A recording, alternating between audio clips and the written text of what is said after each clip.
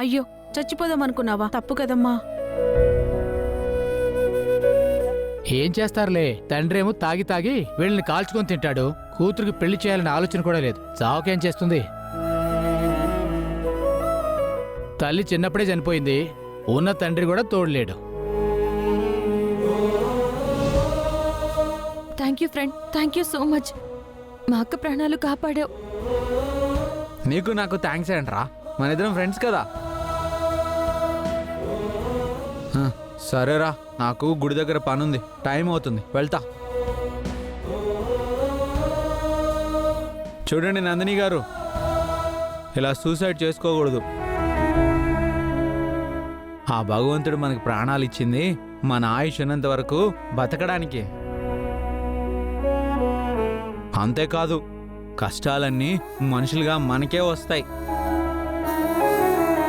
వాటన్నిటినీ అధిగమిస్తూ ముందుకు వెళ్ళి జీవితాన్ని అందంగా మార్చుకోవాలంట. నాకు మా బామ్మ చెప్పింది. ఇంకెప్పుడు ఇలా చేయకూడదు, సరేనా?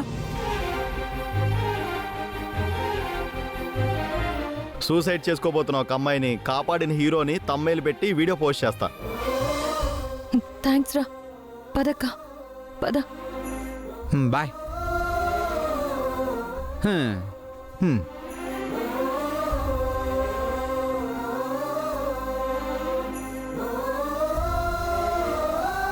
పాపం, ఇది తందే అనుకుంటా. ఎటెళ్ళారు? తీసుకెళ్తా.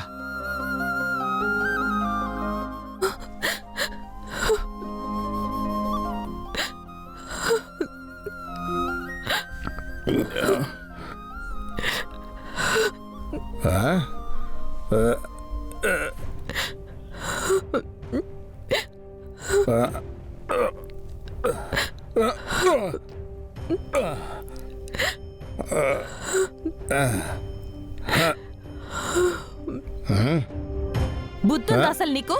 నువ్వు మనిషివేనా?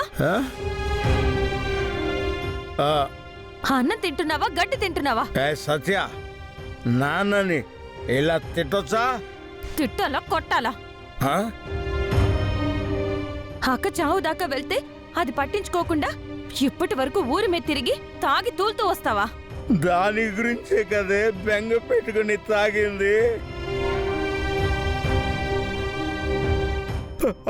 అమ్మా, అమ్మ నందిని, అమ్మ నందిని, నందిని, ఎంత పని చేసావమ్మా. అలా చేయడం తప్పు కదా. నీకు నీ తండ్రి ఉన్నాడు కదా, నీకు ఏ లోటు రాకుండా నేను చూసుకుంటానమ్మా. ఏం చూసుకుంటావయ్యా? కూతురు సూసైడ్ చేసుకునేదాకా జీవితాన్ని తీసుకొచ్చావు. నువ్వు ఎలాగూ పెంచలేవు, పోషించలేవు, పెళ్లి చేయలేవు. కాని నోనో మాటలు అని దాని మనసుని బాధ పెట్టావు. కనీసం ఇంటికొచ్చేనా ఇలా జరిగిందని కంగారుందా నీకు? తాపీగా తాగేసొచ్చావు. సత్య, నాకు ఈ విషయం ఇందాక ఊర్లో అందరూ మాట్లాడుకుంటుంటే తెలిసింది. ఏం చేయనమ్మా, బాధని తట్టుకోలేక.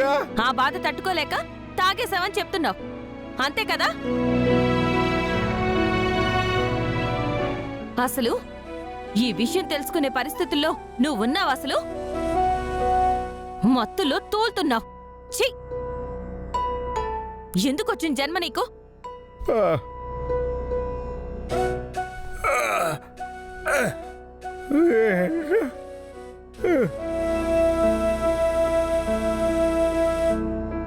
అక్క ఏమైనా తిందుగానిలే. నాకేమొద్దు సత్య. లే అక్క.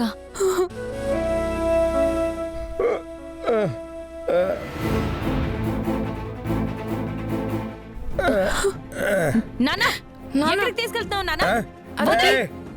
నాకు 100 కావాలా? నానా వదిలే, నానా వదిలే.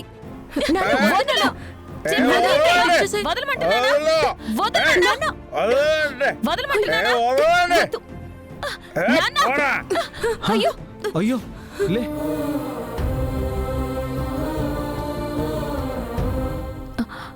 ఫ్రెండ్ నువ్వేంటి ఇక్కడ? నేను ఈ పట్టి పడిపోయింది మీ అక్కదనుకుంటా ఇద్దామని వచ్చాను సత్య. అవును మా అక్కదే. చాలా థ్యాంక్స్. నీకు అసలు బుద్ధి ఉందా? బంగారం లాంటి కూతురుని పెట్టుకొని ఎలా చూసుకోవాలో తెలీదా?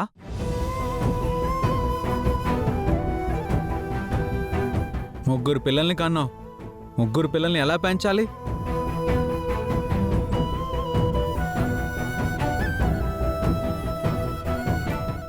తల్లి లేదు, కానీ తల్లి లేకపోయినా తల్లి స్థానంలో నువ్వు ఉండి చూసుకోవాలి కదా.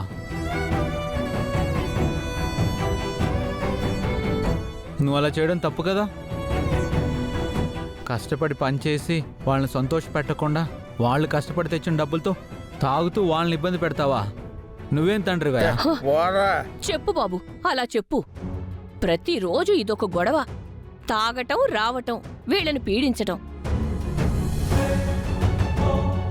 పురుషోత్తం, ఈ అబ్బాయిని చూసి తెలుసుకో. పాపం తల్లి చనిపోతే ఇదిగో బిడ్డనిలా గుండెలకి హత్తుకుని రాత్రి పగలు కష్టపడుతూ తల్లి తండ్రి తానై కళ్లల్లో పెట్టుకుని చూసుకుంటున్నాడు.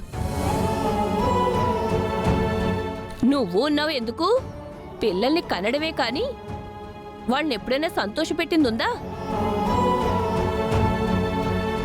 ఎందుకొచ్చిన జన్మ? ఎంత గడ్డి పెట్టినా కొన్ని జంతువులు వాటి స్వభావాన్ని మార్చుకోలేవు. ఏ, పదవే. పోరా. పెద్ద చెప్పొచ్చాను. రాయ్, నువ్వు వచ్చి నన్నే తిట్టిస్తావా?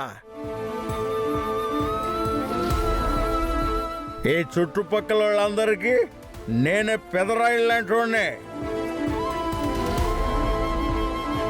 అలాంటిది అందరి ముందు నన్ను ఎదవం చేస్తావా? నా కూతురుల ముందే నన్ను అవమానిస్తావా? రాయ్,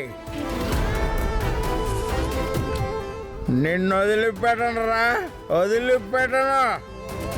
నిన్నేం చేస్తానంటే నాన్న! అక్క! నిన్ను వదిలిపెట్టను రాయ్, చంపేస్తా. ప్రతిరోజు ఉండేదే కదా, మొత్తం దిగాక లేస్తాడులే. అప్పుడు ఒక ముద్ద అన్న పెట్టు, మనకి తప్పదు కదా. చంపేస్తా.